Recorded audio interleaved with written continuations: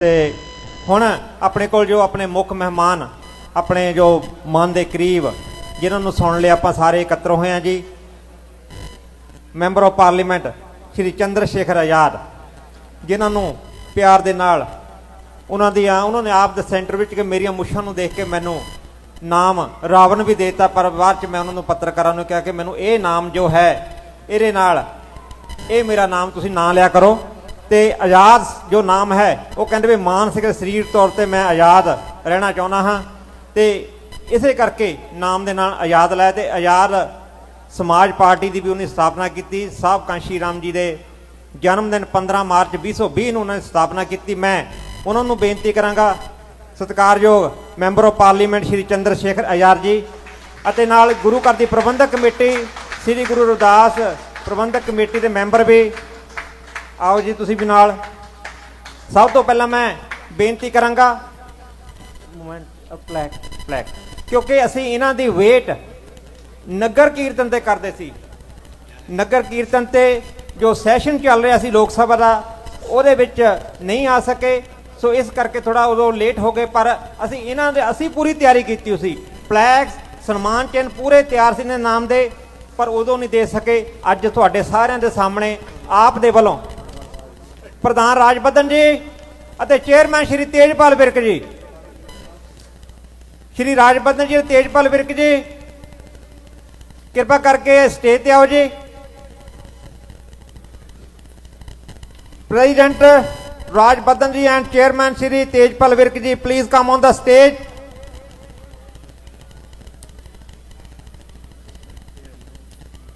ਪੰਜ ਦਸੰਬਰ 1987 ਨੂੰ ਜਨਮੇ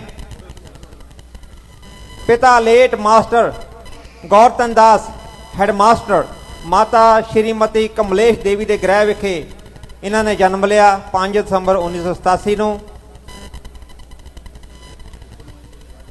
ਆਓ ਤੇਜਪਾਲ ਵਿਰਕ ਜੀ ਅਤੇ ਰਾਜਬੱਧਨ ਜੀ ਪ੍ਰੈਜ਼ੀਡੈਂਟ, ਆਪ ਕਿਰਪਾ ਕਰਕੇ ਆਓ ਜੀ। ਬਾਕੀ ਜੋ ਵਾਈਸ ਪ੍ਰੈਜ਼ੀਡੈਂਟ ਹਨ ਜੀ ਰਾਜ ਕਾਜਲਾ ਜੀ ਅਤੇ ਬਿੰਦਾ ਵਿਰਕ ਜੀ ਹੈਗੇ, ਵੈਰੀ ਗੁੱਡ। ਰਾਸੂ ਜੀ ਕਿਰਪਾ ਕਰਕੇ ਇੱਧਰ ਆਓ ਜੀ। ਇਹ ਤੋਂ ਬਾਅਦ ਜੋ ਪੇਪਰ 17 ਈਅਰ ਹੋ ਗਏ ਉਹਨਾਂ ਦੇ ਅੰਬੇਡਕਰ ਟਾਈਮਸ ਦੇ, ਅਤੇ 14 ਸਾਲ ਹੋ ਗਏ ਦੇ ਦੁਆਬਾ ਨੂੰ, ਉਹ ਵੀ MP ਸਾਹਿਬ ਨੂੰ ਉਹ ਭੇਂਟ ਕਰਨਗੇ ਜੀ। ਗੁਰੂ ਰਵਿਦਾਸ ਮਹਾਰਾਜ ਜੀ ਦੀ ਪੂਰੀ ਸੰਗਤ ਅਤੇ ਪ੍ਰਬੰਧਕ ਕਮੇਟੀ ਅਤੇ ਜੋ ਫਾਊਂਡਰ ਮੈਂਬਰ ਵੱਲੋਂ ਜੋ ਸਨਮਾਨ ਚਿੰਨ੍ਹ ਹੈ ਉਹ ਦਿੱਤਾ ਜਾਵੇਗਾ ਜੀ। ਬੋਲੇ ਸੋ ਨਿਹਾਲ, ਬੋਲੇ ਸੋ ਨਿਰਭੈ, ਜੈ ਭੀਮ, ਜੈ ਭੀਮ, ਜੈ ਭੀਮ, ਜੈ ਭੀਮ, ਜੈ ਭੀਮ। ਹਾਂਜੀ, ਥੈਂਕ ਯੂ। ਸਾਰੀ ਸੰਗਤ ਦਾ ਧੰਨਵਾਦ ਹੈ। ਆਪ ਇਹਨਾਂ ਨੂੰ ਸੁਣ ਕੇ ਜਾਣਾ ਹੈ ਪੂਰਾ। ਉਸ ਤੋਂ ਬਾਅਦ ਸੱਭਿਆਚਾਰਕ ਪ੍ਰੋਗਰਾਮ ਹੈ, ਉਹਦੇ ਵਿੱਚ ਜਿੱਦਾਂ ਪੰਜਾਬੀ ਨੇ ਚੁੱਕ ਲਓ ਰੱਖ ਲਓ, ਇੱਧਰ ਆ ਉੱਧਰ ਜਾ, ਉਹ ਵੀ ਗੀਤ ਚੱਲਣਗੇ। ਤੇ ਸਾਡੇ ਕੋਲ ਪੁੱਛਣਾ ਚੁੱਕਾਂ ਲਈ ਖੇਮਾਂ ਦੇ ਜਾਜਕਾਂ ਜੀ ਚੱਲਦੀ ਸਟੇਜ ਐਡੇ ਬੜੇ ਜੋ ਕੰਮ ਹੁੰਦਾ ਹੈ ਸਾਲਾਨਾ ਹੁੰਦਾ, ਉਹਦੇ ਭੁੱਲ ਚੁੱਕ ਹੋ ਜਾਂਦੀ ਹੈ। ਅਸੀਂ ਗਲਤੀਆਂ ਮੰਨਦੇ ਹਾਂ ਵੱਡਾ ਹਿਰਦਾ ਕਰਕੇ, ਤੁਸੀਂ ਵੱਡਾ ਹਿਰਦਾ ਕਰਕੇ ਸਾਨੂੰ ਮਾਫ ਕਰੋ। ਅਤੇ ਉਸ ਤੋਂ ਬਾਅਦ ਜੋ ਪ੍ਰੋਗਰਾਮ ਹੈ ਉਹਨੂੰ ਵੀ ਸਰਵਣ ਕਰਕੇ ਜਾਣਾ, ਸੁਣ ਕੇ ਜਾਣਾ ਜੀ।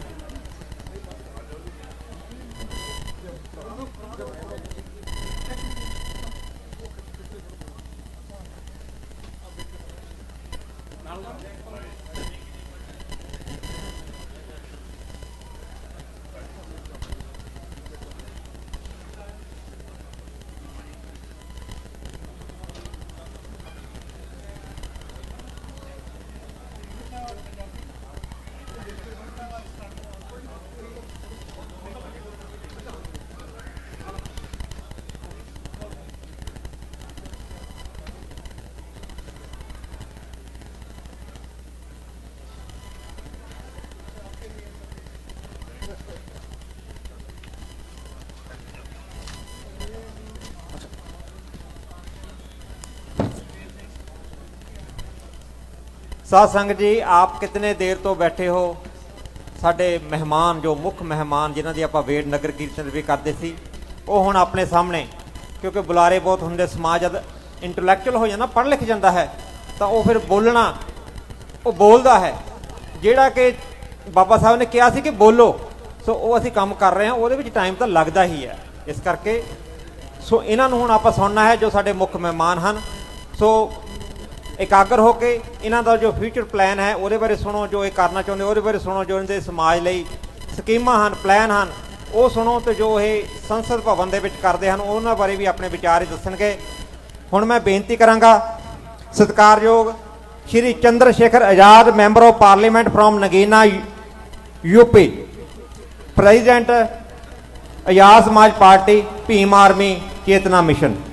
Thank you. श्री चंद्रशेखर आजाद।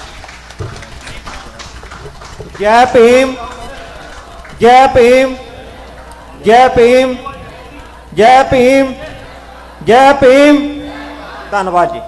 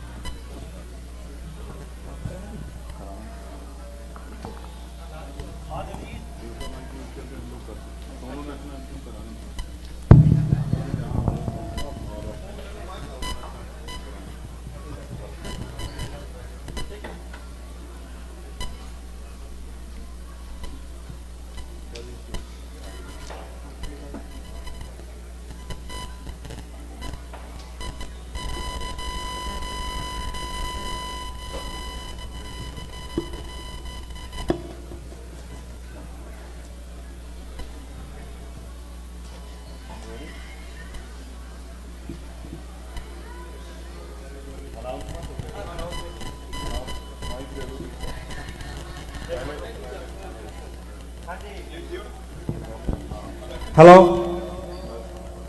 हाँ जी, मैं बेनती है सारिਆਂ ਨੂੰ कि सत्कारयोग श्री साडे मुख मेहमान चंद्रशेखर आजाद, उन्होंने बेनती है, उन्होंने इच्छा है कि जो भारत का राष्ट्रीय गीत नैशनल एंथम है जन गण मन, वो भी प्ले किया जाए।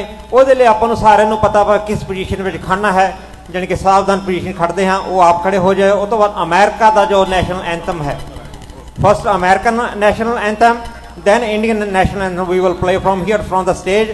Please take your position in attention like this.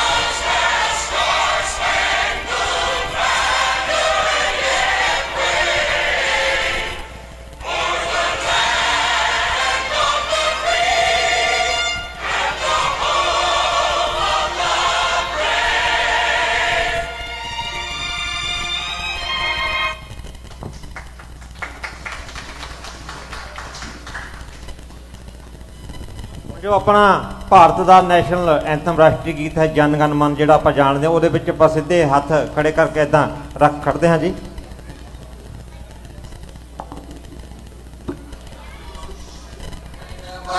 अधिनायक जय हे भारत भाग्य विधाता, पंजाब सिंध गुजरात मराठा द्राविड़ उत्कल बंगा, विंध्य हिमाचल यमुना गंगा उच्चल जलधि तरंगा, तव शुभ नामे जागे, तब शुभ आशीष मांगे, गाहे तब जय गाथा, जन गण मंगलदायक जय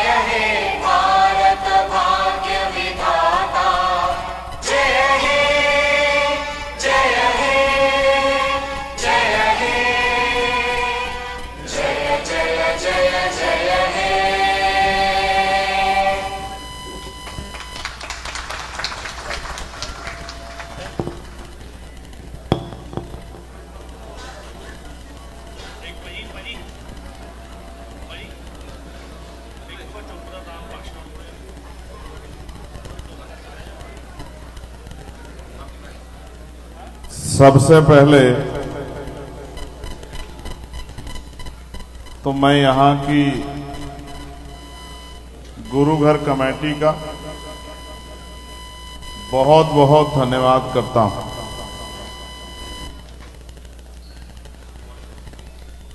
कि उन्होंने इतना अच्छा कार्यक्रम डॉक्टर बाबा साहब अम्बेडकर की बर्थ एनिवर्सरी का किया है। मैं अपनी बात को शुरू करने से पहले आप सभी को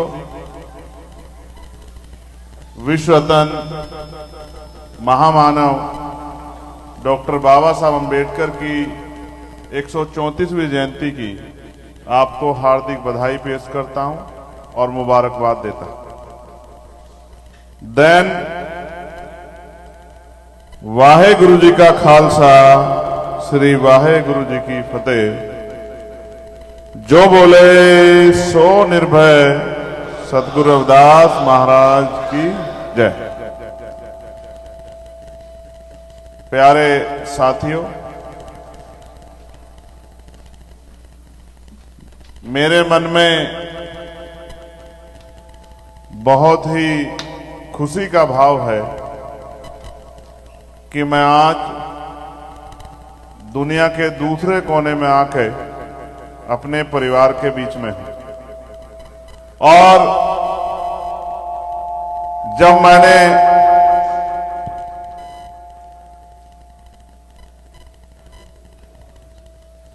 यहां वक्ताओं को सुना है, जिनमें भी नौजवान बच्चों को सुना है, तो मेरे दिल में और प्रसन्नता हो रही है कि हमारी आने वाली जनरेशन भी अपने महापुरुषों के इतिहास के बारे में जान रही। मैं सभी धर्मों में जन्मे सभी संतों, गुरुओं और महान पुरुषों को नमन करता हूं।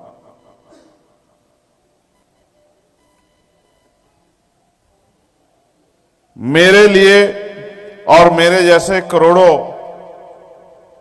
भारतवासियों और दुनिया में रह रहे हक वंचित समाज के लोगों के लिए आज का दिन एक बार ठीक कर लेना, दूसरा तीसरा चौथा कोई सा पा देना भाजी।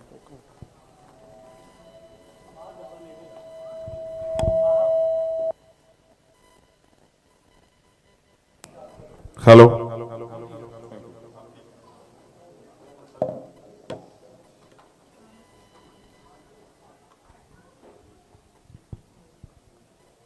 क्योंकि हमारे लिए ये सिर्फ दिन नहीं, हमारे लिए दुनिया है। क्योंकि अगर बाबा साहब अम्बेडकर ना होते तो शायद हम लोग आज ये मान सम्मान का जीवन प्राप्त नहीं कर पाते। मैं सबसे पहले बाबा साहब अम्बेडकर के विषय में कुछ चीजें आपके सामने रखना चाहता हूं। हालांकि मैं यहां ये भी जानता हूं कि जितने हमारे परिवार के बड़े शख्स यहां मौजूद हैं वो इन चीजों को जानते हैं, क्योंकि हम बाबा साहब के ऋण को समझते हैं, कर्ज को समझते हैं। कोई अपने माता पिता को भूल सकता है, हालांकि भूलना तो नहीं चाहिए। कोई अपने गांव को भूल सकता है, अपने जिले को, प्रदेश को भूल सकता है, लेकिन हम में से एक भी यहां ऐसा नहीं है जो डॉक्टर बाबा साहब अम्बेडकर को भूल जाए। क्योंकि हमने ये महसूस किया है कि बाबा साहब अम्बेडकर ने किस तरह का जीवन जीकर हमारे लिए जो मुश्किलों के रास्ते थे उनको आसान बनाए। प्यारे साथियों, डॉक्टर बाबा साहब अम्बेडकर आजाद भारत के पिता भी हैं, फादर ऑफ नेशन भी हैं। क्योंकि जब देश आजाद हुआ था तो अंग्रेजों की यह शर्त थी कि अगर हम भारत को आजाद कर भी दें तो भारत गवर्निंग कैसे होगा, भारत की व्यवस्था क्या होगी, क्या भारत को के लोगों को वो सब हक अधिकार और अवसर प्राप्त हो पाएंगे जिसके लिए जिनका वो अधिकार रखते हैं। दुनिया में घूमने के बाद बाबा साहब अंबेडकर के रूप में भारत को संविधान निर्माता मिला, जिन्होंने 2 साल 11 महीने 18 दिन में पूरी दुनिया का सबसे प्यारा संविधान, सबसे सुंदर संविधान, भारत का संविधान बनाने का काम किया। ये हम सब के लिए गर्व की बात है। उस संविधान की वजह से टुकड़ों में बटा भारत, जातियों धर्मों में बटा भारत एकजुट हुआ और वही अधिकार आज प्रधानमंत्री के बेटे को है और वही अधिकार आज भारत में किसान मजदूर के बेटे को भी है।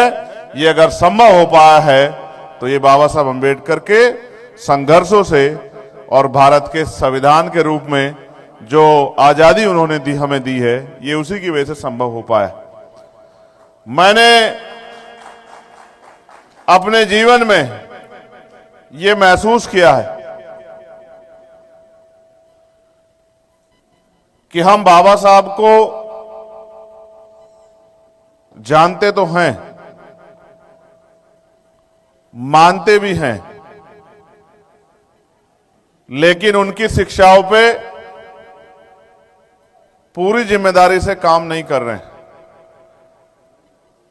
क्योंकि जिस दिन हम उनकी शिक्षाओं पे काम करेंगे तो मुझे ऐसा लगता है कि हमारी परेशानियां बड़े पैमाने पे खत्म हो जाएगी। जब मैं यहां आया हूं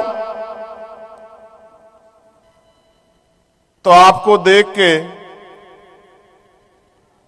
मेरे मन में बड़ा उत्साह है कि आपने बाबा साहब अंबेडकर को फॉलो करके यहां स्वाभिमान सम्मान का जीवन प्राप्त किया। बाबा साहब कहते थे कि गांव जातिवाद का अड्डा है, गांव से निकलो और शहर की तरफ चलो, शहरों से निकलो और राजधानियों की तरफ चलो।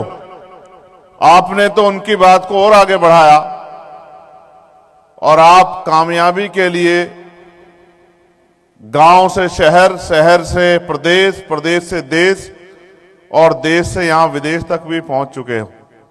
और जब मैं यहां पिछले 3-4 दिन से ट्रैवल कर रहा हूं तो आपकी सामाजिक आर्थिक स्थिति को देखकर यह महसूस होता है कि बाबा साहब के सपनों पे असल काम कहीं हो रहा है तो वो यहीं हो रहा है। प्यारे साथियों, बाबा साहब अंबेडकर ने जो अपने बचपन में झेला है, जो परेशानियों का सामना किया है, मैं आज यहां अरदास भी करना कि किसी और को वो दिन या वो परेशानी अपने जीवन में ना झेलने को मिले। जो बचपन जिसमें ज्ञान की कमी होती है और मां बाप पहले गुरु के रूप में और विद्यालय में गुरु आपके जीवन को संवारने का काम करता है, वहां बाबा साहब अंबेडकर ने अपने शिक्षा के समय इस तरह का अपमान और गैर बराबरी का सामना किया है कि आज हम किसी भी कीमत पे इस तरह के अपमान को स्वीकार करने के लिए तैयार नहीं। हालांकि ये भी सच है कि जिस देश से मैं आया हूं वो देश तो बड़ा सुंदर है, लेकिन आज भी वहां ऐसी घटनाएं होती हैं जिनको सुनकर मन कांप जाता है। अभी कुछ दिन पहले राजस्थान के एक गांव में सिर्फ मटकी छूने पर एक बच्चे को पीट पीट के मार दिया गया। जब उस बच्चे की वीडियो मैंने देखी तो मेरे मन में बड़ा क्रोध पैदा हुआ और मुझे बाबा साहब याद आए कि जो बाबा साहब उस समय सह रहे थे, उस मानसिक सामंतवाद से अभी भी देश आजाद नहीं हुआ। हालांकि बाबा साहब ने हार नहीं मानी। जिनको स्कूल के बाहर बिठाया गया, उन्होंने तो करोड़ों करोड़ों लोगों के स्कूल के रास्ते खोल दिए कि वो करोड़ों लोग पढ़ें और पढ़ लिख के अपनी जिंदगी का फैसला खुद करें। ये कहा जाता है कि जब तक हम लोग पढ़ लिख नहीं पाएंगे तब तक हमारे जीवन में बहुत बड़ा बदलाव नहीं होगा। और जब ये कहा गया है तो हमें इसे अपने जीवन में महसूस करना चाहिए कि अगर हम ने पढ़ लिख कर प्रयास नहीं किया होता तो क्या यहां आकर डॉक्टर, इंजीनियर, वकील, जज बनने के अवसर हमें मिलते, या भारत में भी क्या ये अवसर हमें मिलते? तो प्यारे साथियों, इस दर्द के साथ मैं इस बात को आगे बढ़ाऊंगा कि बाबा साहब अंबेडकर ने हमारे लिए अपने 4-4 बच्चों का बलिदान दिया। आप महसूस करके देखिए, हमारी माताएं, हमारी बहनें, हमारी बच्चियां यहां हैं। आज हमारे बच्चे को एक खरोच लग जाती है तो हम चैन से नहीं बैठ पाते। हम अगर दफ्तर में होते हैं और बच्चे के बीमार होने की खबर आ जाए तो हमारा मन, हमारा दिमाग मजबूरी में तो वहां होता है, लेकिन असल हमारे मन में यही बात चल रही होती है कि हमारे बच्चे का हाल कैसा होगा। लेकिन याद कीजिए बाबा साहब अंबेडकर को कि उन्होंने अपने 4-4 बच्चों का बलिदान कर दिया। मैं इस बात से भी खुश हूं कि इस स्टेज से बाबा साहब की जर्नी पर बड़ी चर्चा हुई, चाहे वो गोलमेज कॉन्फ्रेंस हो या बाबा साहब द्वारा लिखी गई बहुत सारी किताबें जो हमारे लिए आज भी हमारे परेशानी के समय में हमारी समस्याओं का हल करती। हालांकि मैं तो ये भी कहूंगा कि अभी भारत में नोटबंदी हुई थी। नोटबंदी का फैसला तो जल्दबाजी में लिया गया, लेकिन वो फैसले के पीछे भी जब जवाबदेही हुई तो बाबा साहब अंबेडकर की किताब को ही कोट किया गया, जिसका नाम है प्रॉब्लम ऑफ रुपीज। इसका मतलब यह है कि जितने प्रासंगिक बाबा साहब अपने जीते उससे भी ज्यादा जरूरी आज दुनिया के लिए बाबा साहब अंबेडकर हैं। और इसका उदाहरण यह है कि यही जहां वो पढ़े हैं, कोलंबिया यूनिवर्सिटी में, जहां उनकी स्टैचू लगी है और जिस पर लिखा गया है सिंबल ऑफ नॉलेज, उस कोलंबिया में, उस न्यूयॉर्क शहर में कल का दिन 14 अप्रैल को बाबा साहब अंबेडकर डे के रूप में वहां के मेयर ने मनाने की घोषणा की है। मैं इसके लिए आप सभी को मुबारकबाद देता हूं। मैंने यहीं बैठे उस पूरी घटना को एक्स के माध्यम से अपने भारत के साथियों को बताने का काम किया। और कल जब हमने इस पर चर्चा की थी तो भारतीय मीडिया ने भी इस घटना को, इस पूरे आयोजन को अपनी सुर्खियों में जगह दी है। भारत में भले ही बाबा साहब अंबेडकर की स्टैचू को नुकसान पहुंचाया जाए, लेकिन दुनिया में आज बाबा साहब अंबेडकर का अगर सम्मान हो रहा है, इसके लिए आप भी बराबर के हकदार हैं, जिन्होंने बाबा साहब की लेगेसी को जिंदा रखने का काम किया है। आप चाहे देश के किसी भी कोने में हो या दुनिया के किसी भी कोने में हो, आपने ये बताने का काम किया है कि हमारे लिए बाबा साहब भगवान से कम नहीं। साथियों, मैं बाबा साहब अम्बेडकर की एक कहानी आप सबके सामने उनके डेडिकेशन के लिए रखना चाहता हूं। यह कहानी आपको, मुझे और मेरे जैसे करोड़ों संघर्ष कर रहे लोगों को लीडर कैसा होता है इस बात की प्रेरणा देती है। आप याद करेंगे तो एक विदेशी पत्रकार जब भारत के दौरे पर गया और भारत के बड़े बड़े नेताओं से मिलने के लिए उनके घरों पर पहुंचा, वो जिस नेता के घर जाता वो नेता आराम करते हुए या अपने घर परिवार के साथ समय बिताते पता लगते। चाहे वो गांधी जी के पास गए हों या नेहरू जी के पास या पटेल जी के पास, पूरे दिन थकते हारते पत्रकार साथी रात को बाबा साहब अम्बेडकर के यहां पहुंचे।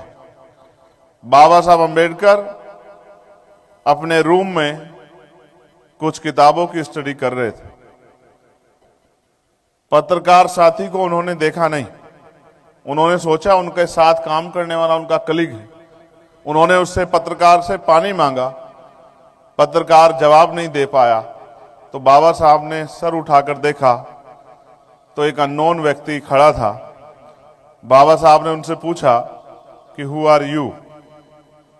जब बाबा साहब ने उनसे पूछा तो उन्होंने कहा कि डॉक्टर अंबेडकर, मैं एक जर्नलिस्ट हूं और यहां के इंडिया के बड़े बड़े लीडर से बात करने के लिए सुबह से प्रयास कर रहा हूं। कोई भी नेता समय नहीं दे पा रहा है, कोई आराम कर रहा है तो कोई परिवार के साथ बिजी है, तो मुझे लगा कि आपसे बात की जाए। लेकिन रात के 1:30 बजे 2 बजे आप क्यों जाग रहे हो? तो बाबा साहब ने एक ही लाइन में जवाब दिया कि उनका समाज जाग रहा है इसलिए वो लोग सो रहे हैं और मेरा समाज सो रहा है इसलिए मैं जाग रहा हूं। अब धीरे धीरे उनका समाज जागने लगा है। जिस दिन ये संपूर्ण रूप से जाग जाएगा, मैं आपको विश्वास दिला के कहता हूं कि उस दिन असल में बाबा साहब अम्बेडकर का युग आएगा। प्यारे साथियों, बाबा साहब कोई ऐसी फील्ड नहीं है जिसके मास्टर बाबा साहब ना। वो अर्थशास्त्री भी थे। भारत के आरबीआई की स्थापना में उनका योगदान है। वो जर्नलिस्ट भी थे, पत्रकार भी थे। बहुत सारे पेपर उन्होंने, बहुत सारी पत्रिका उन्होंने निकाली। कोई सोच नहीं सकता है कि जब वो पढ़ते थे, जिस डिग्री को करने में 3 साल का समय लगता था, बाबा साहब के संकल्प की वजह से वो 1-1.5 साल में उस डिग्री के कार्य को पूरा कर लेते थे। ये बात सभी को प्रेरित करती थी। बाबा साहब लेखक भी थे। उनके द्वारा लिखी गई किताबें आज भी भारतीय गवर्नमेंट छापने का काम करती है। वो विधि के ज्ञाता भी थे। कानून में भी उनके बराबर का वकील नहीं था, उनका तोड़ नहीं था। बाबा साहब महिलाओं के मुक्तिदाता भी थे। हमारी बहनों को शायद पता हो या ना पता हो, जहां तक मैं जानता हूं कि उनको पता होना चाहिए कि इस भारत में अगर महिलाएं डॉक्टर, इंजीनियर, आईएएस, आईपीएस, वकील, जज अगर बन पाई हैं, आज देश का नेतृत्व कर पाई हैं, गांव की सरपंच से लेके MLA, MP, minister, chief minister, राज्यपाल, गवर्नर, अगर प्राइम मिनिस्टर, राष्ट्रपति बन पाई हैं, तो ये बाबा साहब अम्बेडकर के अथक प्रयासों से संभव हो पाया है। अगर महिलाओं को मैटरनिटी लीव मिलती है, इसके लिए भी बाबा साहब अम्बेडकर का योगदान है। अगर वहां का लेबर 8 घंटे काम करती है, इसके लिए भी बाबा साहब अम्बेडकर का योगदान है। और तो और मैं तो ये कहूंगा कि हम जैसे गूंगों को अगर जबान मिली है कि हम यहां खड़े होके या देश की पार्लियामेंट में खड़े होके अपने हक अधिकार के लिए लड़ने का काम करते हैं, बोलने का काम करते हैं, तो ये अवसर दिया है हमें डॉक्टर बाबा साहब अम्बेडकर ने। प्यारे साथियों, एक घटना जो मेरे जीवन में मुझे बड़ा प्रेरित करती, और ये भाषण बाबा साहब अम्बेडकर का 18 मार्च 1956 का है, जो आगरा में उन्होंने दिया था। हम मान्यवर काशीराम साहब से कैडर में इस बात को सुना करते थे कि जब 18 मार्च 1956 को बाबा साहब आगरा में थे और आगरा में उन्होंने जब स्पीच दी तो उन्होंने ये कहा कि मुझे मेरे पढ़े लिखे लोगों ने धोखा दिया है।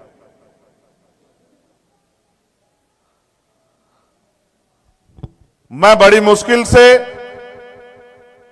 इस कारवां को यहां तक लेके आ पाया हूं। अगर आप इसको आगे नहीं बढ़ा सकते तो मेरे बच्चों, मेरा यह संदेश है कि इसको पीछे मत जाने देना।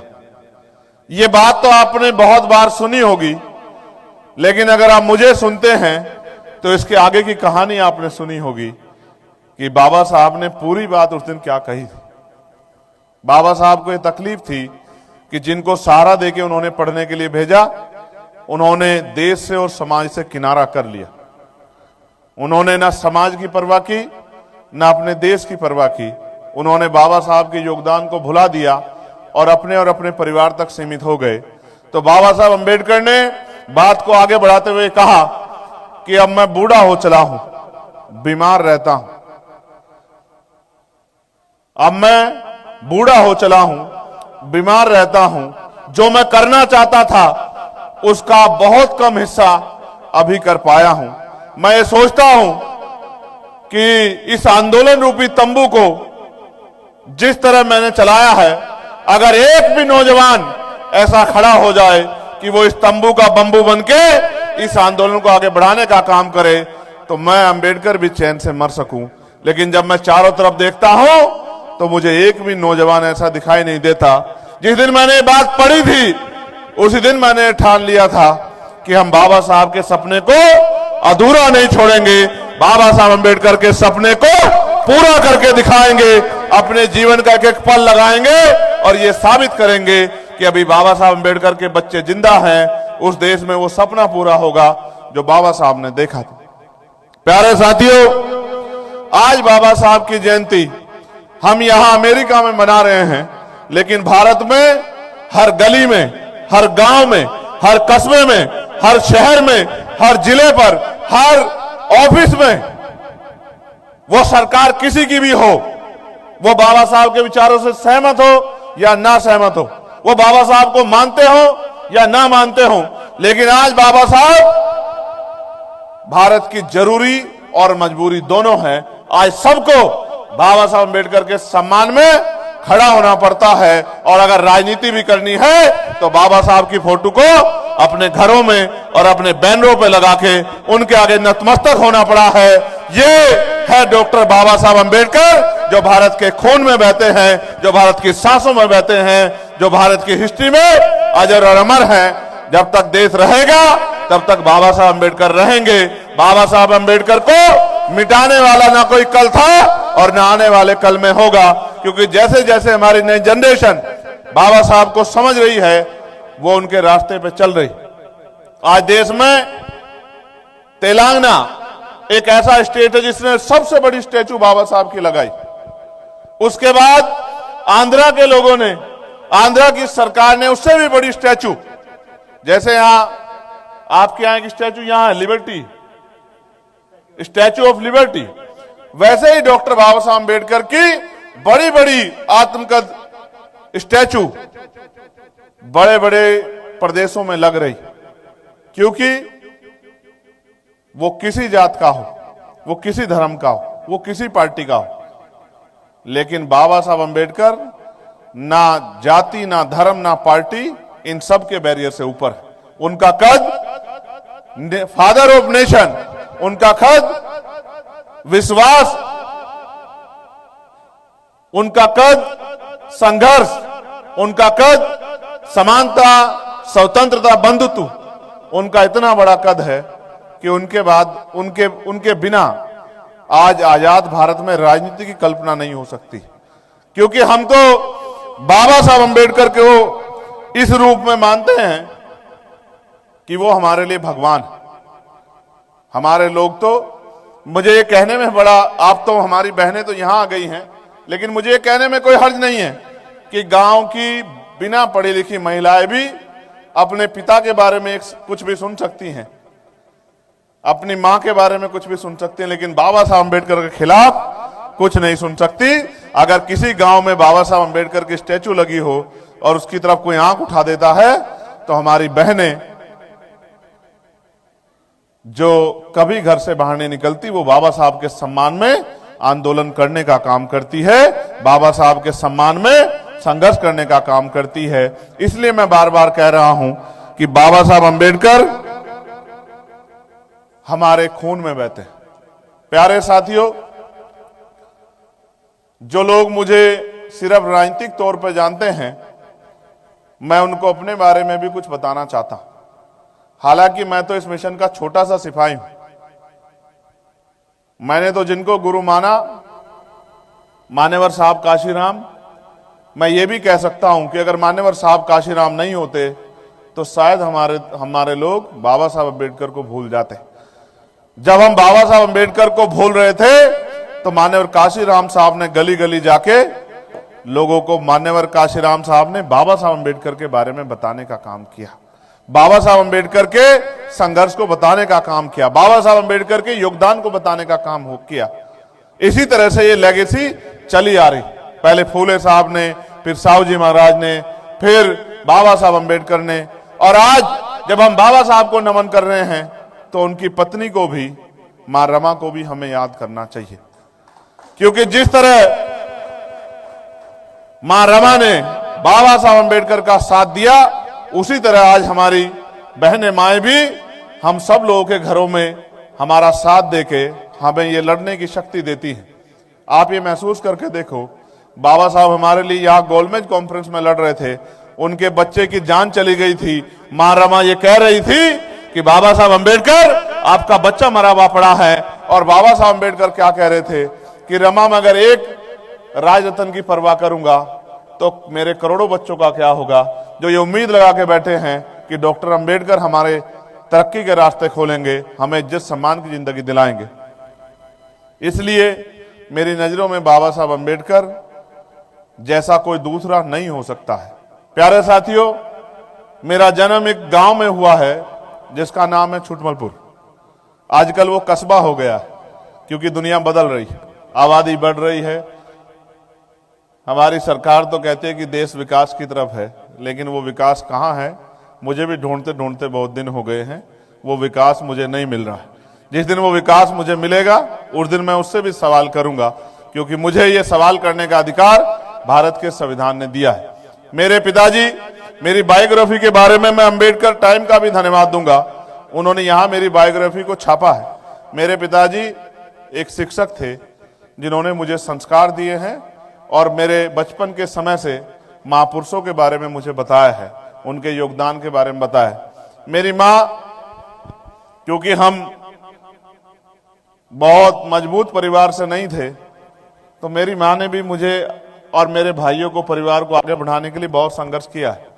मुझे यहां कहने में कोई परहेज नहीं है कि मेरी माँ ने घास काट काट के हमें पाला, दूध बेच बेच के हमारी जरूरतों को पूरा किया। आज वो मुझसे बहुत दूर है, लेकिन उसका आशीर्वाद हमेशा मेरे साथ है। वो वहां इंडिया में है, और मैं कोशिश करूंगा यहाँ के प्रोग्राम के बाद आज उनको फोन करके उनका आशीर्वाद ले लूं, क्योंकि काम के चक्कर में बहुत कम समय मिलता है कि उनसे बात नहीं हो पाती। शुरुआत में कास्ट डिस्क्रिमिनेशन झेलने के बाद मैंने लॉ की पढ़ाई की है। लॉ की पढ़ाई के बाद मैं पढ़ने के लिए विदेश आना चाहता था। अचानक मेरे पिताजी बीमार हो गए। पैसे की कमी के कारण और पॉलिटिकल पहुंच ना होने के कारण मैं उनका इलाज सही तरह नहीं करा पाया। मेरे पिता मेरे हीरो थे, क्योंकि उन्होंने कभी मेरी जरूरतों में के समय में मुझे अकेला नहीं छोड़ा।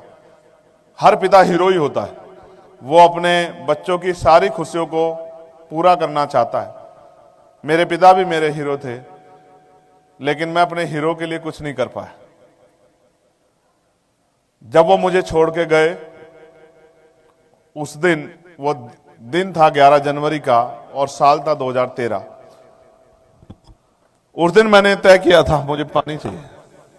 उस दिन मैंने तय किया था कि मैं आज के बाद अपना जीवन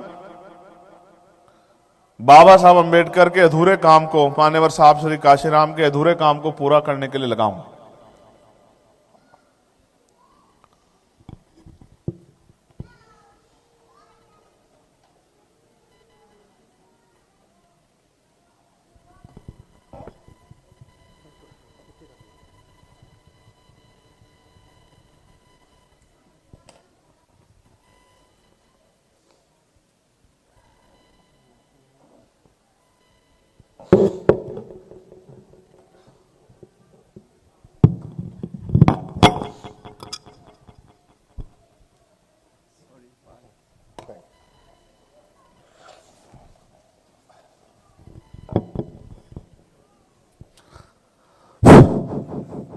मैं बहुत ताकतवर आदमी हूं,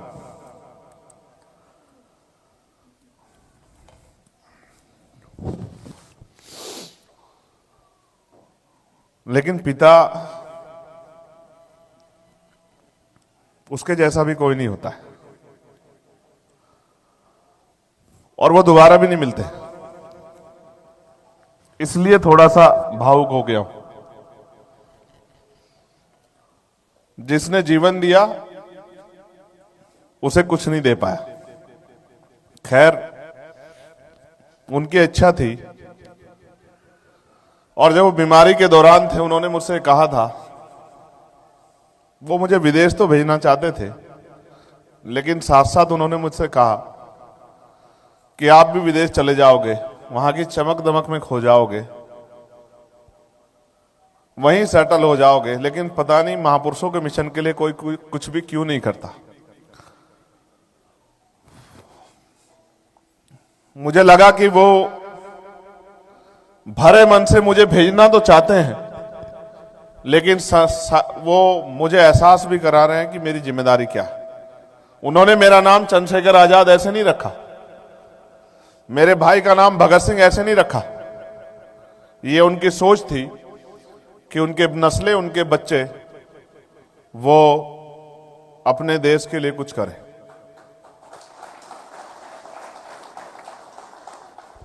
बारह जनवरी 2013 को मैंने अपने सारे सपनों को एक साइड रखा और मैं बाबा साहब अम्बेडकर के मिशन में, सामाजिक परिवर्तन और आर्थिक मुक्ति के मिशन में पूर्ण रूप से शामिल हुआ।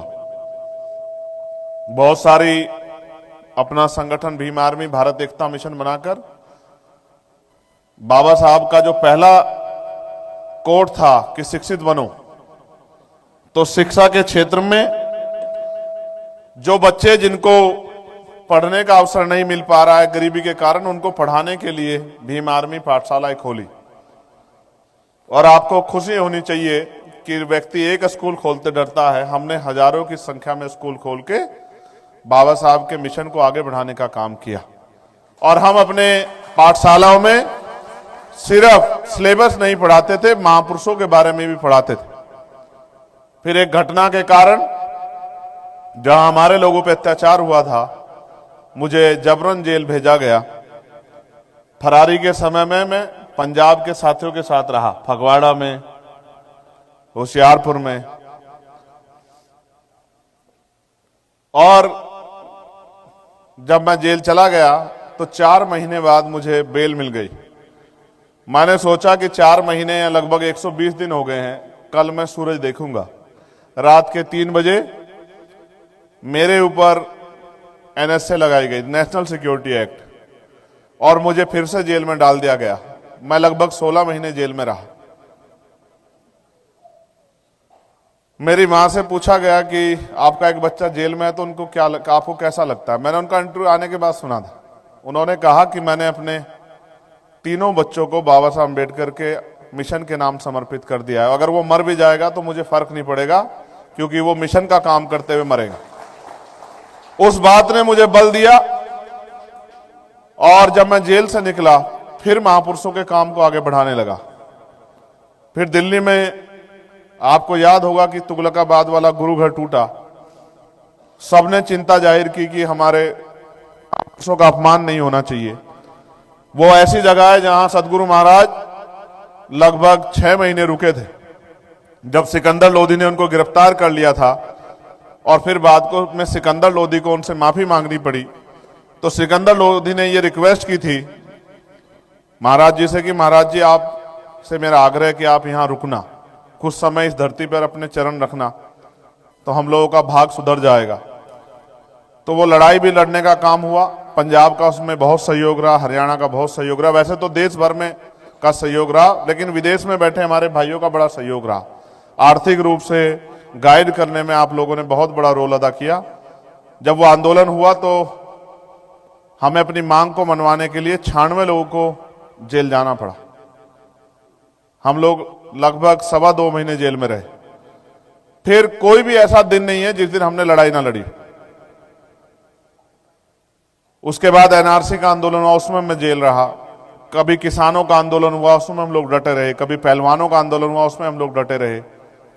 जहां भी पूरे भारत में कहीं किसी पर अत्याचार होता है तो हमारे लोग जाके वहां लड़ाई लड़ने का काम करते हैं। 2020 में इस बात को ध्यान में रखे कि बाबा साहब अंबेडकर ने जो कहा था हमसे कि political power is the master की, इट इज द मास्टर की by which can you open each and every door of your success, कि राजनीतिक सत्ता हमारे पास होनी चाहिए। कई प्रयासों के बाद जब सफल नहीं हुए तो हमने अपना दल बनाया।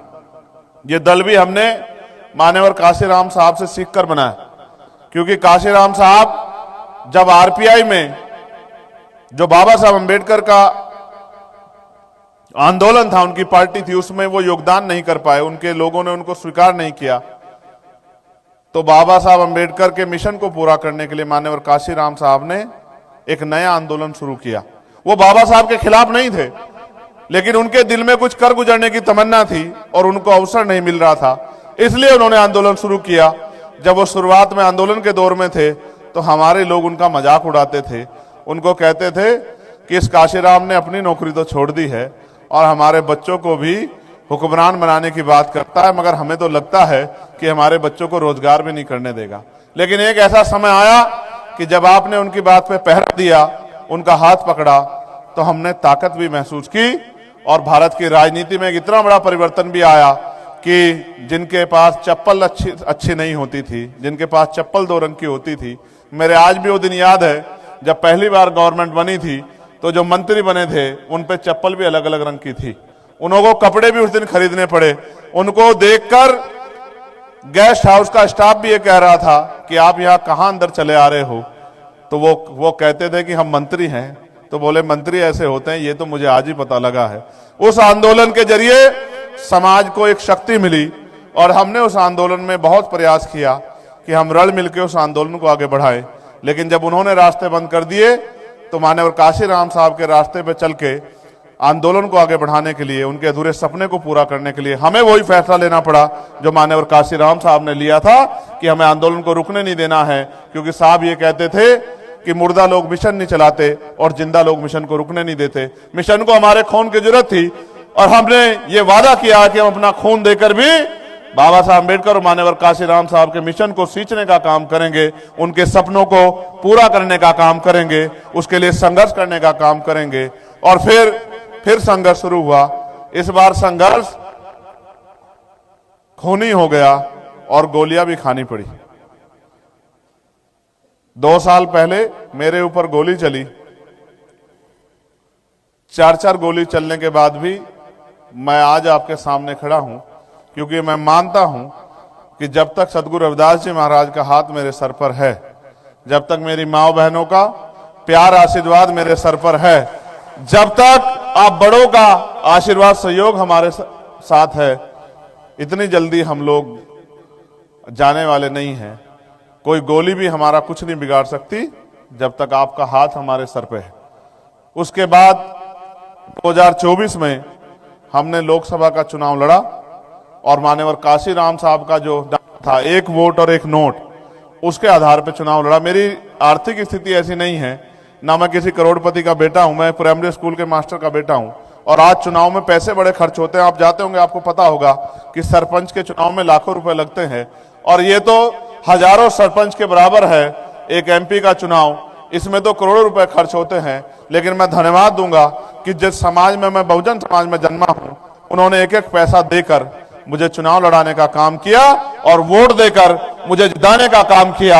अब मैं उस कर्ज को पार्लियामेंट में उतारने का काम करता हूं। जहां भी देश भर में कहीं कोई समस्या आती है, चाहे डॉक्टर की हो, इंजीनियर की हो, वकील की हो, जज की हो, किसान की हो, महिलाओं की हो, नौजवान की हो, किसी भी समुदाय के हितों की बात हो, चाहे जैन हो, बौद्ध हो, सिख हो, ईसाई हो, चाहे मेरे रविदास समाज के लोग हों, चाहे बौद्धिस्ट समाज के लोग हों, चाहे मुस्लिम भाईचारे के लोग हों, चाहे हमारे बैकवर्ड के लोग हों, चाहे किसान भाइयों की बात हो, हम सारी लड़ाई को लड़ने का काम करते हैं। और आज मैं जब अपनी बात को आगे बढ़ा रहा हूं, तो मैं बड़े तकलीफ के साथ आपसे कह रहा हूं कि आज भी भारत की स्थिति बड़ी अच्छी नहीं है। अभी कुछ ही दिन पहले मूछें रखने पर एक हत्या हुई, अभी कुछ दिन पहले बुलेट मोटरसाइकिल चलाने पे, आप तो यहां मर्सिडीज लेके घूम रहे हैं, मगर वहां बुलेट रखने पे, बुलेट चलाने पे एक लड़के के हाथ काट लिए गए। और कल रात मैं अपने बेरिया के गुरु घर के साथियों से, भीम इंटरनेशनल फाउंडेशन के साथियों से जिक्र कर रहा था। वो मुझसे कह रहे थे कि आ जाओ भंगड़ा पालो, तो मैं उनसे कह रहा था कि मेरा मन नहीं मानता, क्योंकि जिनके समाज पे अत्याचार हो रहा हो, जिनके समाज बुरे हाल में हो, वो किस मन से भंगड़ा पाए। अगर वो धोखेबाज है कि मन में कुछ रखता हो और जबान पे कुछ रखता हो, तो वो तो खुश हो सकता है, लेकिन मेरे लिए खुशी के दिन अभी आए नहीं है। मैं मानता हूं वो खुशी का दिन भी आएगा जिस दिन भारत में एक अंबेडकरवादी लाल किले से नीला झंडा लहराएगा, वो दिन भी आएगा। इसलिए तब मैं भी खुशी मनाऊंगा। इसलिए मैंने उनसे कहा कि मैं आपको दिखाऊंगा कि हमारे यहां अभी हालात कितने खराब हैं। और जब सुबह हमने फोन खोला तो मेरे सामने एक घटना आई कि गेहूं का बोझ उठाने के लिए किसी को लेके गए और उसको जिंदा ही जला दिया। उसका परिवार चीख चीख के न्याय की अपील कर रहा था। मैं सुबह ही अधिकारियों को उठ के फोन कर रहा था कि उस मामले में न्याय दिलाने का काम करना। आज मैं यहाँ हूँ, ये सच है कि फिजिकली मैं यहाँ हूँ, लेकिन आज भी मेरा दिल, मेरा दिमाग वहीं है जहाँ के लोगों की मेरी जरूरत है। प्यारे साथियों, मैं अपनी बात को खत्म करते हुए एक इंपॉर्टेंट बात आपको कहना चाहता हूं। आप बहुत पढ़े लिखे हो सकते हैं, आप बहुत पैसे वाले हो सकते हैं, आपके पास बहुत साधन संसाधन हो सकते हैं, लेकिन अगर आप समाज से जुड़े हुए नहीं हो तो वो व्यक्तिगत आपके लिए तो बहुत फायदेमंद है, लेकिन समाज के लिए आप किसी काम के नहीं। अगर आप कितनी पढ़ाई करके बैठे हो, अगर आप कितने ही सम्मानित हो और आपका फायदा समाज को नहीं होता है, तो आपका होना या ना होना समाज के लिए बराबर है। मैंने बहुत पढ़े लिखे लोग देखे, मैंने बड़े पैसे वाले लोग देखे हैं। मैं उनसे पूछता हूं कि आपका समाज में क्या योगदान है। मैं आपसे भी ये कहना चाहता हूं, अगर हम सामाजिक नहीं हैं, अगर हम महापुरुषों के आंदोलन में योगदान नहीं कर रहे हैं, अगर हम नहीं लड़ रहे हैं और कोई हमारी लड़ाई को लड़ रहा है, जिस सपने को हम भी सोचते हैं उसी सपने को पूरा करने के लिए कोई संघर्ष कर रहा है, तो हमें उसका साथ देना चाहिए। ये बात भी मैं आपको कहना चाहता हूं। और मैं आज आपको यहां विश्वास दिलाता हूं, 14 अप्रैल का दिन क्योंकि शुरू हो चुका है, मेरे दिल दिमाग में, मैं आपको वचन देकर कहता हूं कि चंद्रशेखर आजाद ना झुकेगा, ना बिकेगा, ना रुकेगा। और जब तक महापुरुषों का सपना पूरा नहीं होता, हम लोग संघर्ष करते रहेंगे।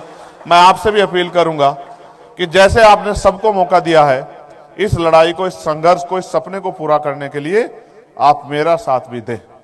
आप एक मौका मुझे भी दें और देखें, जिस दिन से मैं पार्लियामेंट में गया हूं, जो लोग मुझे सुनते हैं, ईमानदार से बताओ, क्या कभी मैंने आपके मान को डिगने दिया है? वो कहीं का मामला हो, चाहे पंजाब में आदमपुर एयरपोर्ट को जगत गुरु सदगुरु रविदास जी महाराज के नाम पे रखने का मामला हो, चाहे वो बेगमपुरा जाने वाली ट्रेन में साफ सफाई का मामला हो, उसको सुरक्षित पहुंचाने का मामला हो, चाहे वो जगत गुरु सदगुरु रविदास जी महाराज के, आप पता कर लेना कोई गवर्नमेंट छुट्टी नहीं रखती थी। मैंने पार्लियामेंट में लड़ के कहा कि अगर सदगुरु जी की जयंती पे छुट्टी नहीं होगी तो फिर आप देखना कि आपको चंद्रशेखर आजाद का सामना सड़क पे करना पड़ेगा। और इस बार भी मैंने मांग की थी कि बाबा साहब अंबेडकर की जयंती को राष्ट्रीय पर्व घोषित किया जाए, तो सरकार ने छुट्टी तो घोषित कर दी, राष्ट्रीय पर्व घोषित नहीं किया। मैं आज आपको वचन देकर कहता हूं कि बाबा साहब अंबेडकर की जयंती राष्ट्रीय पर्व बनेगी, इसकी जिम्मेदारी हमारे कंधों पे है। और जब ताकत हम पे होगी, हम किससे मांगेंगे नहीं, हम उस ताकत के जरिए मान्यवर काशीराम साहब को भी भारत रत्न दिलाने का काम करेंगे, भारत रत्न सम्मानित करने का काम करेंगे। इस बात का भी मैं आपको विश्वास दिलाता हूं। आज वहां बच्चे एजुकेशन के लिए तरसते हैं, आज वहां गरीब लोग इलाज के लिए तरसते हैं। सरकार वादे बहुत करती है लेकिन धरातल पे कुछ नहीं। इसलिए मुझे लगता है कि जगत गुरु सदगुरु रविदास जी महाराज ने भी कहा था कि बेगमपुरा शहर बसाऊं। मैंने कल ये बात कही थी, मुझे आपको भी ये बात कहनी है। एक बार संगत में उनसे पूछा गया था, ऐसी ही संगत में, कि गुरुजी हम लोग इतना मेहनत मजदूरी करते हैं, इतना पसीना बहाते हैं, लेकिन हमारे जीवन में सुख सुविधाएं क्यों नहीं। तो गुरुजी ने अपनी बात को बताते हुए कहा था कि रविदास मानु सुखी बसन को सूकर है दो ठाव, एक सु स्वराज माही दूसर मरगट गांव। गुरुजी ने कहा कि मनुष्य के सुखी बसने के दो ही रास्ते हैं, जीते जी अगर सुखी रहना है तो स्वराज माही अपना राज लाओ, और अगर मरने के बाद सुखी रहना है तो वो शमशान घाट कब्रिस्तान में मिलेगा। तो फिर ये कहा गया कि महाराज जी राज तो अभी भी है, तो इस राज में तो सुख सुविधा नहीं है। तो महाराज जी ने कहा राज जो है वो नीति पे होना चाहिए। ऐसा चाहूं राज में जहां मिले सबन्नु अन्न, और छोट बड़े सब सम बसे रविदास रहे प्रसन्न। कि राज ऐसा होना चाहिए जहां कोई छोटा बड़ा ना हो, जहां कोई ऊंच नीच ना हो, जहां कोई भेदभाव ना हो, जहां किसी बहन बेटी का अपमान ना हो, सबके घर में सबको के जीवन में सुख सुविधाएं हो, सम्मान हो, खाने के लिए अन्न की दिक्कत ना हो, तन ढकने के लिए कपड़े की दिक्कत ना हो, सर ढकने के लिए छत की दिक्कत ना हो, पीने के लिए पानी की दिक्कत ना हो, कोई चोरी, कोई लूट, कोई भय ना हो, किसी की हत्या ना हो। और ऐसे शहर को, ऐसे राज को उन्होंने बेगमपुरा राज का नाम दिया। बेगमपुरा यानी कि बिना गम का राज। ऐसा राज लाने के लिए जो लगभग यहां दिखाई देता है कि यहां गरीब भी उसी टेबल पे बैठ के खाना खाता है, जो सफाई का काम करता है वो भी, और जो करोड़पति है वो भी एक ही टेबल पे, यानी कि मानवता की बात यहां आगे बढ़ रही है।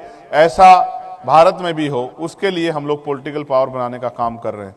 और मुझे उम्मीद है कि इस कारवा को हम लोग मंजिल तक पहुंचाएंगे। आपने मुझे बड़ी गंभीरता से सुना, मैं उसके लिए आपका आभार प्रकट करता हूं। और आपने मुझे यहां बुला के इतना सम्मान दिया, मैं उसके लिए भी आपका धन्यवाद देता हूं। जय भीम, जय भारत, जय गुरुदेव, धन गुरुदेव, वाहिगुरु जी का खालसा, वाहिगुरु जी की फतेह। आप सभी के लिए मंगल कामना है। Thank you. जय भीम, जय भीम, जय भीम, जय भीम। ਸਾਰਿਆਂ ਦਾ ਧੰਨਵਾਦ। ਅਤੇ ਸਭ ਤੋਂ ਜ਼ਿਆਦਾ ਜੋ ਧੰਨਵਾਦ ਹੈ ਸਾਡੇ ਮੁੱਖ ਮਹਿਮਾਨ ਮੈਂਬਰ ਆਫ ਪਾਰਲੀਮੈਂਟ ਸ਼੍ਰੀ ਚੰਦਰਸ਼ੇਖਰ ਆਜ਼ਾਦ, ਜਿਨ੍ਹਾਂ ਨੇ ਬਹੁਤ ਹੀ ਵਿਸਥਾਰ ਦੇ ਨਾਲ ਪੂਰੀ ਡਿਟੇਲ ਦੇ ਵਿੱਚ ਆਪਣਾ ਜੋ ਆਉਣ ਵਾਲਾ ਪਲਾਨ ਹੈ ਉਹ ਆਪਣਾ ਸਾਂਝਾ ਕੀਤਾ। ਜੋ ਉਹਨਾਂ ਦਾ ਮੁਸ਼ਕਿਲਾਂ ਦਾ ਸਾਹਮਣਾ ਕੀਤਾ, ਉਹਨਾਂ ਨੂੰ ਆਪਣੇ ਨਾਲ ਮੁਖਾਤਿਬ ਹੋਏ। ਉਹ ਆਪਣੀ ਜ਼ਿੰਦਗੀ ਦਾ ਐਕਸਪੀਰੀਅੰਸ ਉਹਨਾਂ ਨੇ ਸਾਂਝਾ ਕੀਤਾ, ਆਪਣੇ ਆਉਣ ਵਾਲੇ ਪਲਾਨ ਬਾਰੇ ਸਾਂਝਾ ਜੋ ਸਾਂਝ ਪਾਈ ਹੈ। ਸੋ ਮੈਂ ਬੇਨਤੀ ਕਰਾਂਗਾ कि राजलाल जी इधर आओ। जो साडा अगला जो सैगमेंट है सभ्याचारक प्रोग्राम, ਉਹਦੇ ਲਈ जो साजी हैं वो स्टेज ते आ जाओ जी। तो अपना जो अगला प्रोग्राम है वो जितने भी आप बैठे हो, संगत ने हजे डिनर करना है इत्थे, तो अपना आप कर सकते हो। जितने भी आप आए हो, आप सब का धन्यवाद है। साडे जो चीफ गेस्ट श्री चंद्रशेखर आजाद, ਇਹਨਾਂ ਨੇ ਆਪਣੇ ਬਾਰੇ ਦੱਸਿਆ। ਤੁਗਲਕਾਬਾਦ ਜਦੋਂ ਮੰਦਰ ਦਾ ਸੰਘਰਸ਼ ਚੱਲਿਆ ਉਹਦੇ ਵਿੱਚ ਇਹਨਾਂ ਨੇ ਕਿਸ ਤਰ੍ਹਾਂ ਸੰਘਰਸ਼ ਕੀਤਾ। ਭਾਰਤ ਬੰਦ 2018 अप्रैल 2 2018 ਦੇ ਵਿੱਚ ਮੈਨੂੰ मुझे कल रात ही मेरे गांव से मेरे दोस्त ने तस्वीरें भेजी 2018 की, जब जो हमारे गांव में नवा शहर बंगा रोड पे ये खुद आकर बैठे, मेरे गांव वालों के साथ ये खुद आकर 2018 के भारत बंद में ये बैठे थे। मेरा गांव बंगा नवा शहर के बीच है। उसने मुझे तस्वीरें भेजी, वो ज़्यादा ताज़ा हो गई। इन्होंने बताया हड्डियां तोड़वाई, गोलियां खाई, दांत तोड़वाए, समाज के लिए संघर्ष करते हुए। सो इसके साथ ही जो खाना लग चुका है सत्संग जी, आप शांति से खाना खाइए। उसके बाद जो हमारे चीफ गेस्ट हैं वो यहाँ पर बैठे हुए हैं, आप उनसे भी बात कर सकते हैं। कोई आपका जेन्युइन क्वेश्चन है तो आप उनसे पूछ सकते हैं, कोई बात कर सकते हैं। सो इसके आगे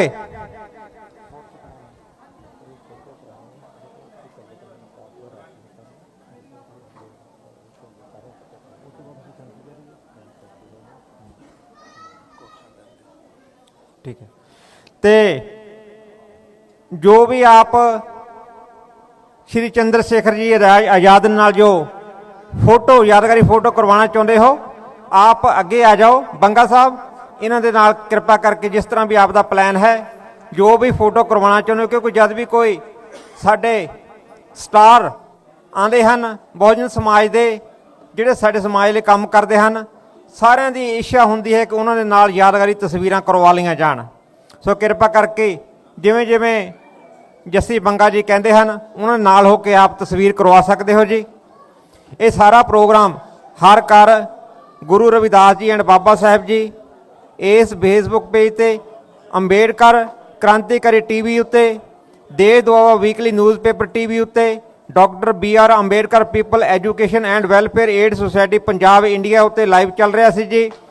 श्री गुरु रविदास टैंपल सैक्रामेंटो के फेसबुक ते यूट्यूब ते लाइव चल रहा सी। मंगोवालिया टाइम्स ते उत्ते भी यह जो प्रोग्राम लाइव चल रहा सी, जो कि प्रेम चुंबर जी वालों चलाया जाता है। सो आप उत्थे जाके सारा लिंक अपने रिश्तेदार सगे संबंधी नूं भेज के और उन्हां नाल प्रोग्राम साझा कर सकते हो जी। सो आप फोटो उन्हां नाल करवा सकते हो सर चीफ गेस्ट नाल। अते पिछे जो खाना है डिनर है लग चुका है, आप वो भी इंजॉय करो जी। सारे आए होए दा थैंक यू।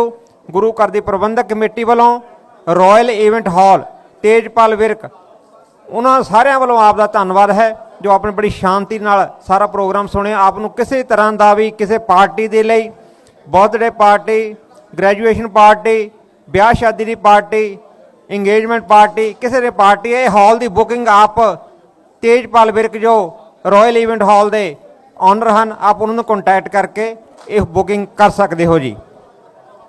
सो एक बार फिर तो गुरु घर की प्रबंधक कमेटी वालों और रॉयल इवेंट हॉल वालों आप सब का धन्यवाद है। सारिਆਂ का धन्यवाद। आण ते डिनर करो, सारिਆਂ ਨੂੰ शांति ਨਾਲ घर ਨੂੰ जाना है, सेफली घर ਨੂੰ जाना है। सारिਆਂ ਨੂੰ गुड नाइट जी। जय भीम, जय भारत, वाहिगुरू जी का खालसा, वाहिगुरू जी की फतेह। जय गुरुदेव, धन गुरुदेव, धन्यवाद जी।